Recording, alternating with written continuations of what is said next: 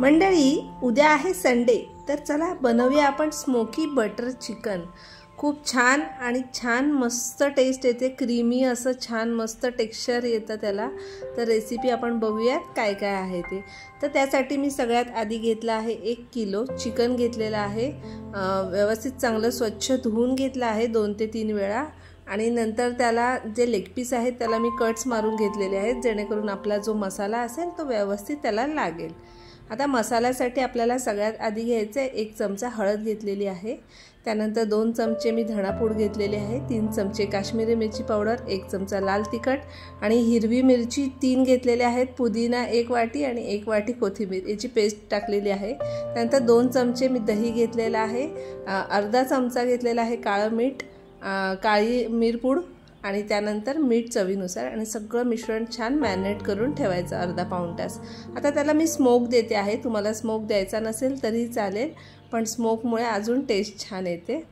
चला तर मग आता आपल्याला त्याच्यासाठी लागणारं जे वाटण आहे ते कसं करायचं आहे। तर मी सगळ्यात आधी कढईत असं अर्धी वाटी तेल घेतलेलं आहे, त्यानंतर इथे 4 ते 5 मी मोठे कांदे आहेत, ते लांब असे कापलेले आहेत आणि आपण मस्त बिर्याणीसाठी जसा कांदा लालसर करतो कुरकुरीत तसा आपण तळून घ्यायचा आहे मीडियम गॅसवर, एकदम गॅस फास्ट करायचा नाही आहे। छान आपला कांदा असा मस्त तळून झालेला आहे कुरकुरीत असा।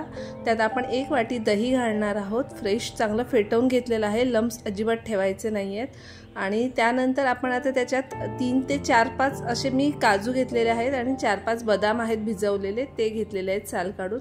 हे सर्व मिश्रण आपण वाटून घ्यायचं आहे।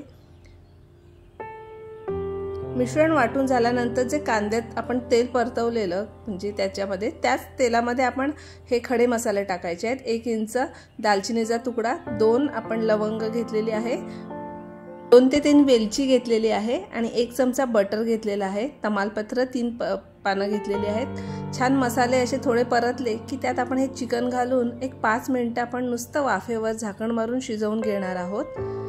मस्त छान शिजून तयार होतं ते 5 मिनिटांमध्ये आणि मग पुढील आपण स्टेप करणार आहोत।